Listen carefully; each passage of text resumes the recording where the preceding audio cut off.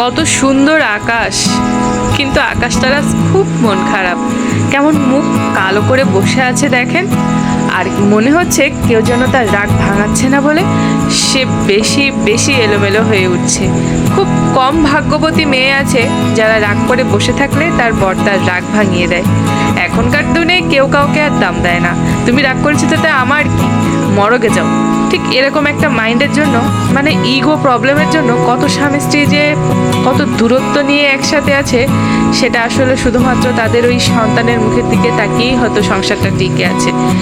এত ইগো, এত ইগনোর, এগুলো নিয়ে শেষমেশ দিন শেষে ইগনোর, ইগো এগুলোই জিতে যায়, হেরে যায় ভালোবাসা, ভালোবাসার মানুষ। নমস্কার বন্ধুরা, তনুর রান্নাঘরে আপনাদের সবাইকে স্বাগত জানিয়ে আজকে একটি দারুণ ভিডিও নিয়ে এসেছি। বলেন তো এটা কি?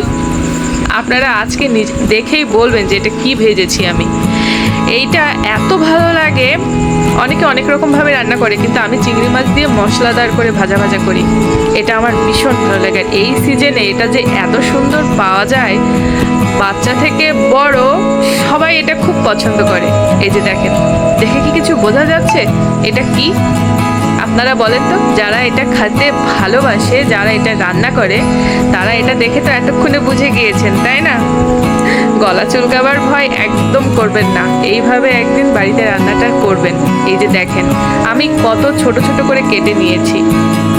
এটা এত ভালো লাগে, একদম মনে করেন গরম গরম ভাতের সাথে জমে যায়। ঠান্ডা হয়ে গেলে একটু গলা তিরবির করে, ভাতও গরম আর ভাজিটাও গরম হলে দারুণ লাগে। আর এটা কিন্তু অবশ্যই সেদ্ধ করে রাখবেন বন্ধুরা, তা না হলে কিন্তু গলা চুলকাবে। ডাইরেক্ট কখনো তেলের উপরে দিতে যাবেন না।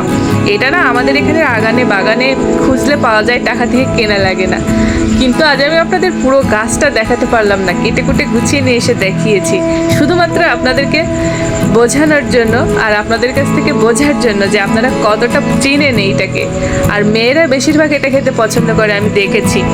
ছোটবেলায় তো দেখতাম মাই এটা বেশি খেত, বাবা অতটা পছন্দ করতো না, কিন্তু মাই দেখতাম এটা দিয়ে গপ গপ করে এক থালা ভাত খেয়ে নিত। ভালো করে সিদ্ধ করতে, এই রান্নাটা আমি আমার মায়ের কাছে শিখেছি। আমার মা এরকম করেই রান্না করে। অনেকে এটা বেটে টেটে রান্না করে, কিন্তু এরকমভাবে রান্নাটা করলে খুবই সুন্দর লাগে। আর এর পাতাটা তো বেটে রান্না করতে হয়, কিন্তু ডাঁটাটা অনেকে পাতার সাথে নিয়ে নেয়, অথবা ফেলে দেয়, অথবা অন্য কিছু করে। কিন্তু আমি কি করি সেটাই দেখেন, জলের কালার চেঞ্জ হয়ে গিয়েছে। আর এবার আমি জল ঝরিয়ে নেব। কি বৃষ্টি হচ্ছে, মানে কি বলবো তা বলার মতো না। আর এই বৃষ্টি মাথায় এটা খেতে আমার কাছে ভালো লাগে, তাই ভাবলাম আপনাদের সাথে শেয়ার করি। আপনারাও যদি একটু আমার ভিডিওটা দেখি লাইক কমেন্ট শেয়ার করে দেন, তাহলে আমারও ভালো হবে। আপনারা সবাই কেমন আছেন বন্ধুরা? আমার ভিডিও কি আপনাদের ভালো লাগছে? সত্যি কি ভালো লাগছে বলেন তো? আমার খুব জানতে ইচ্ছা করে আমার বন্ধুরা আমার ভিডিও নিয়ে কী ভাবছে। আপনাদের কি কখনো জানতে ইচ্ছা হয় না আমি এই মানুষটা কেমন, কি? আপনাদের কি কখনো আমাকে ভালোবাসতে ইচ্ছা হয় না? আচ্ছা, এক গাদা পেঁয়াজ রসুন দিতে হবে, তা নাহলে কিন্তু ভালো লাগবে না। একবার ছোটবেলায় এটা মা রান্না করেছিল, আর করবে না গোড়াটাও ভেজে ফেলেছিল। আর সেই গোড়াটা গালে কামড় দিয়ে আমি শুধু ধিন দিন করে নেচেছিলাম। ওরে বাবারে বাবা, সে কি গলা চুলকাইছিল বলার মতন না। কিন্তু আজ আমি আর গোড়াটা রান্না করিনি, গোড়াটা কেটে কেটে রেখেছি, মাটিতে পুঁতে দিয়েছি। এই গাছটাই আবার হবে। কোনো একদিন আপনাদেরকে নিজের সেই গাছগুলো দেখাবো, দেখবেন।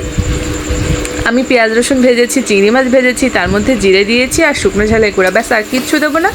একটু জল দিয়ে মশলাটা একটু কষিয়ে নিয়ে তারপরে ওই ডাঁটাটা সিদ্ধ করে রেখেছি সেটাই দিয়ে দেবো। আজকের ভিডিওতে আমি বলছি না এটা কিসের ডাঁটা, কিন্তু হ্যাঁ আমি জানি আমার বন্ধুরা অবশ্যই ঝপাঝপ কমেন্ট করে বলবে, ও তনু এটার নাম এই, এটার নাম এই। আজকে বুদ্ধির পরীক্ষা, চোখের পরীক্ষা, মনের পরীক্ষা, ভালোবাসার পরীক্ষা। কি ভালোবাসার পরীক্ষা দেবেন তো? আমি জানি আমার বন্ধুরা আমার জন্য সব কিছু করতে পারবে। আর যারা ভালোবাসে, তারা ভালোবাসার মানুষকে ভালো রাখতে অনেক কষ্ট সহ্য করে। আর আপনারা তো শুধুমাত্র একটি সবজির নাম বলবেন, তাই না বন্ধুরা? কে কোথা থেকে দেখছেন, কাছে এবং দূরে, যে যেখানেই বসে আমার ভিডিওটা দেখুন না কেন, আমি খুব লাকি।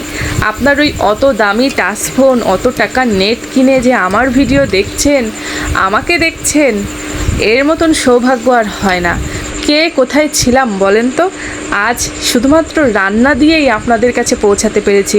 কত মানুষ তো পড়াশোনা করেও গোটা বিশ্বের কাছে পৌঁছাতে পারছে না, বা বড় বড় চাকরি করেও কেউ কাউকে চিনছে না, কিন্তু আমি যে সামান্য রান্না করে আপনাদের ঘর পর্যন্ত চলে যাব, আপনাদের বেডরুম পর্যন্ত চলে যাব। কখনো কেউ আবার শুনেছি বাথরুমে বসেও রান্নার ভিডিও দেখে। তো সত্যি নিজেকে খুব লাকি মনে হয়।